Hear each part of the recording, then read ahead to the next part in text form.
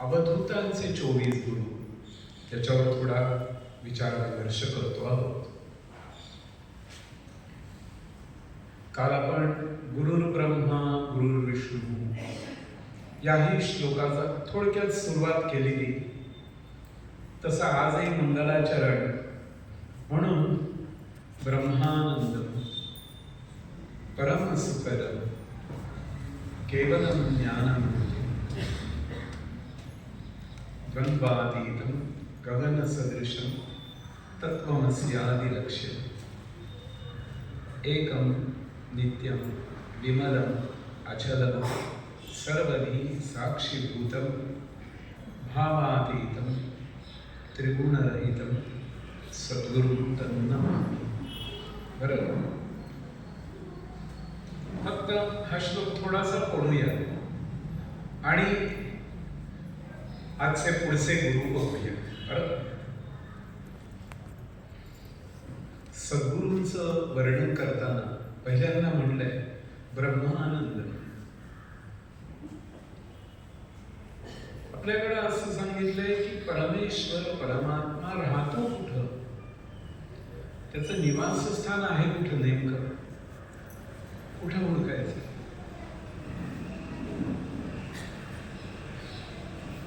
कुठे कुठे शोधू तुला तुझे आनंद देवारे, अशी गोष्ट आहे. कोटी कोटी रुपये तुझी अशी वस्तुस्थिती आहे. पण नेमका त्याला कुठे पाहायचा? माणसामध्ये पाहताना कुठं पाहायचा? एक सांगतो की म्हणून सुरुवात करताना गेली ब्रह्मानंद. तो कुठे राहतो? तर आनंद हे त्याचं निवासस्थान आहे. बाकी दुसरं कुठलं निवासस्थान नाही, आनंद हे त्याचं निवासस्थान आहे. आम्ही देवाची पूजा करतो, पण देवाची पूजा करताना नैवेद्य प्रमुख असतोच. बरं का, त्याला म्हणजे पर्यायच नाही, नैवेद्य असतोच. पण आणखीन काय काय पाहतो आम्ही गंध वाहतो, फुलं वाहतो. आता ही जी फुलं आहेत की नाही, हा त्या झाडाला झालेला आनंद म्हणजे फुलं आहे. बरं, का आपण वाहतो फुलं? फुलं व्हायचं तरी कारण काय आहे? त्याच्यामध्ये गंध तरी कुठून आलाय? आज आर्टिफिशियल फुलं माणसं करतील, काय फुलं सुद्धा करतील, पण ते गंध आणण्याचं काम नाही शक्य. तो परमेश्वराचा भाग. म्हणून प्रत्येक ठिकाणी आर्टिफिशियल दूध तयार करतील. बरं का, सध्या चाललंच आहे, त्याच्याबद्दल खूप काही मान्य. पण चारा खाऊन, गवत खाऊन दूध जे येत आहे, नुसतं आज आम्ही या जर्सी होस्टन गाई आहे, दूध देणारी मशीन आहे. तुम्ही जर पाहायला गेला, दूध देणारं मशीन, तिथे पाळणा हा प्रकार नाही. ते दूध इतकं येतं त्या गाईच्या कासेमध्ये, इतकं येतं की तिचं त्या दुधाचा तिला त्रास होतो.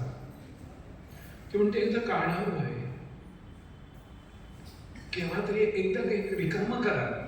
म्हणजे ज्या वस्तूचा त्या प्राण्याला सुद्धा त्रास होतो, तेच दूध आमच्या पोटात गेल्यावर आम्हाला त्रासच होणार, दुसरं काय म्हणे. म्हणून ते हल्ली काय ते 1 आणि 2 वगैरे प्रकार जे आहेत ना, तो त्यातला येतो सगळा भाग. पण गवताचं रूपांतर, आज खाल्लेल्या गवताचं उद्या रूपांतर दुधामध्ये होणं, ही प्रक्रिया जी आहे. आणि त्याच्यामध्ये वासरू सोडलंय. दूध द्यायचं तेवढं द्यायचे, पण त्यानंतर पुन्हा जो पाना येतो तो आनंद आहे. प्रेम हा जो प्रकार आहे तो आनंद स्वरूप आहे. म्हणून आपल्याकडे दुधाला सुद्धा उपमा देताना अमृत असं म्हणलंय. पंचामृतांमध्ये अमृत दुधाला का म्हणलं? आता आम्ही जे दूध घेतोय पिशव्यांमध्ये, काय ते अमृत आहे का?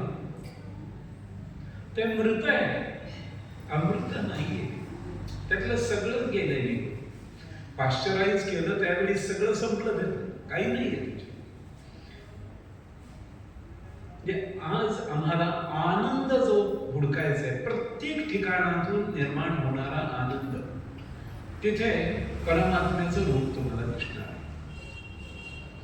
तैत्तिरीय उपनिषदामध्ये आनंदाचे स्तर दाखवले, फायदे, बरं का? म्हणून काय म्हणलंय, स एको मानुष आनंद, माणसाचा आनंद पहिल्यांदा दाखवलाय बरं का. स एको मानुष आनंद,